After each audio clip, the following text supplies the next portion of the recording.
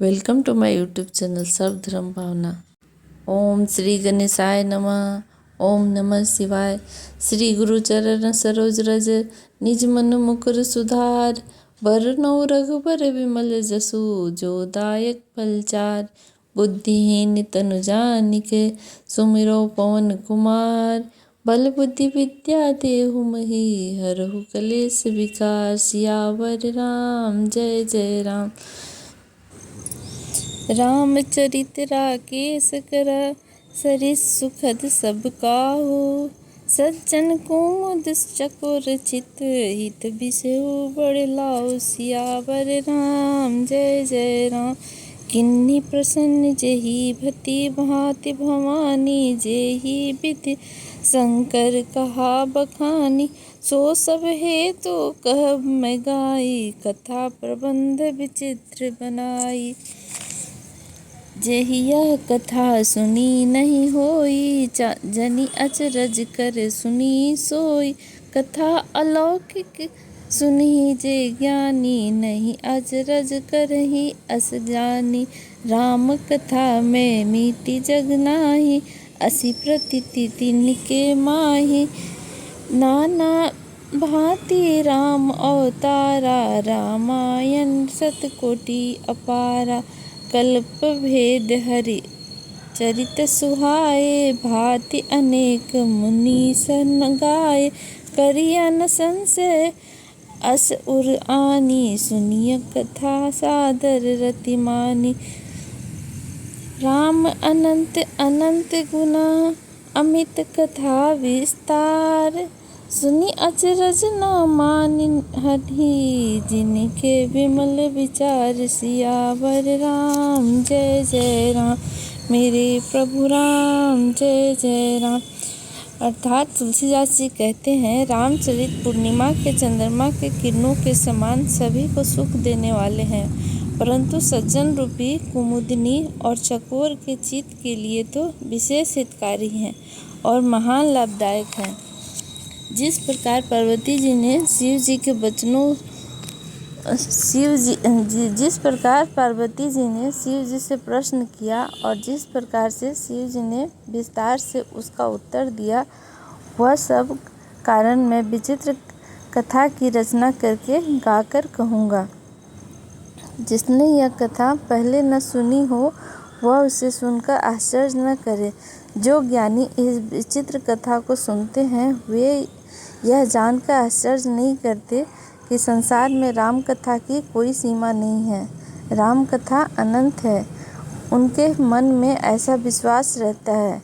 नाना प्रकार से श्री रामचंद्र जी के अवतार हुए और 100 करोड़ तथा अपार रामायण है। कल्प भेद के अनुसार श्री हरि के सुंदर चरित्रों को मुनीश्वरों ने अनेकों प्रकार से गाया है। हृदय में ऐसा विचार कर संदेह न कीजिए और आदर सहित प्रेम से इस कथा को सुनिए। फिर तुलसीदास कहते हैं, श्री रामचंद्र जी अनंत हैं, उनके गुण भी अनंत हैं और उनकी कथाओं का विस्तार भी असीम है। अतएव जिनके विचार निर्मल हैं वे इस कथा को सुनकर आश्चर्य नहीं मानेंगे। एहि विधि सब संशय करि दूरी। सिर धरि गुरु पद पंकज धूरी। पुनि सबहि बिनु बहु कर जोरी। करत कथा जहि लाग न खोरी। सादर सिवहि नाई अब माथा। बरनौ बिसद राम गुण गाथा। संबद 1631 करहूँ कथा हरिपद धरि सीसा। नौमी भौम बार मधुमासा। अवधपुरी यह चरित प्रकाशा। जेहि दिन राम जन्म श्रुति गावही। तीरथ सकल तहाँ चली आवही। असुर नाग खग नर मुनि देवा। आई करही रघुनायक सेवा। जन्म महोत्सव रचहि सुजाना। करहि राम कीर्ति गान। मज्जहि सज्जन वृंद बहु। पावन सरजू नीर। जपहि राम धरि ध्यान उर, सुंदर श्याम शरीर सियावर राम। जय जय राम। अर्थात तुलसीदास जी कहते हैं, इस प्रकार सब संदेहों को दूर करके और श्री गुरु जी के चरण कमलों के रज को सिर पर धारण करके मैं पुनः हाथ जोड़कर सबकी विनती करता हूँ, जिससे कथा की रचना में कोई दोष स्पर्श न करने पावे। अब मैं आदर पूर्वक श्री शिव जी को सिर नवाकर श्री रामचंद्र जी के गुणों की निर्मल कथा कहता हूँ। श्री हरि के चरणों पर सिर रखकर संवत 1631 में इस कथा का आरंभ करता हूँ। चैत मास की 9वीं तिथि मंगलवार को श्री अयोध्या जी में यह चरित्र प्रकाशित हुआ है। जिस दिन श्री राम जी का जन्म होता है, वेद कहते हैं उस दिन सारे तीर्थ वहाँ यानी श्री अयोध्या जी में चले जाते हैं।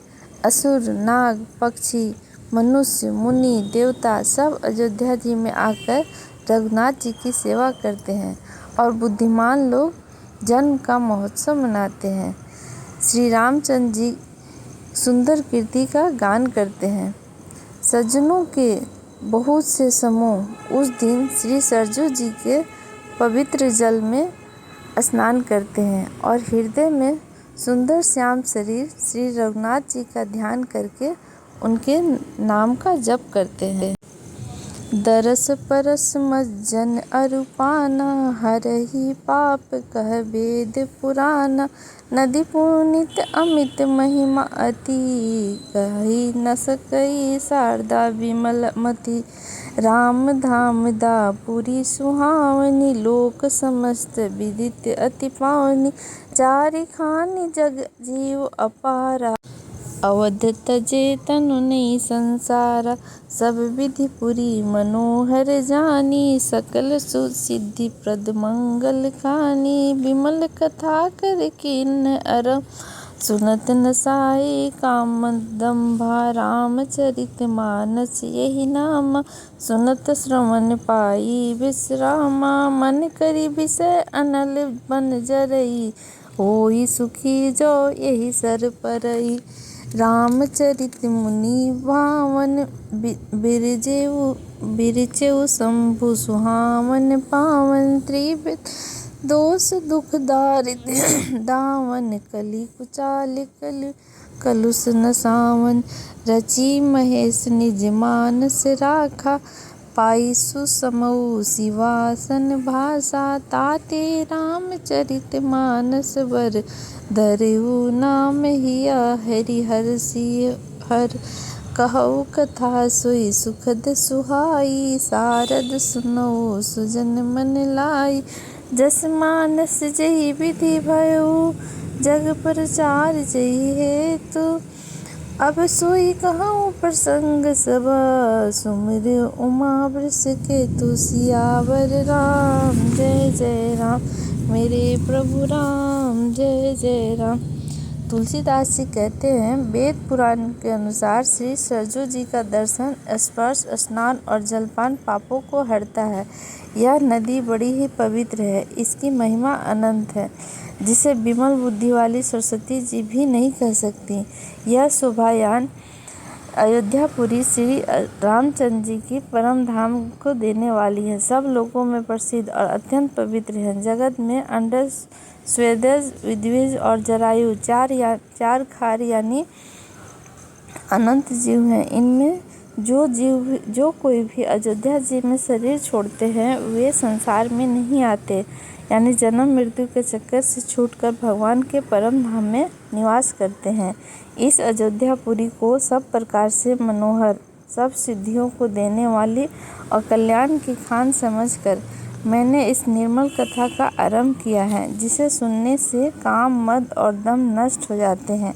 इसका नाम रामचरितमानस है, जिसके कानों से सुनते ही शांति मिलती है। मन रूपी हाथी विषय रूपी दानव दल में जल रहा है, वह यदि इस रामचरितमानस रूपी सरोवर में आ पड़े तो सुखी हो जाए।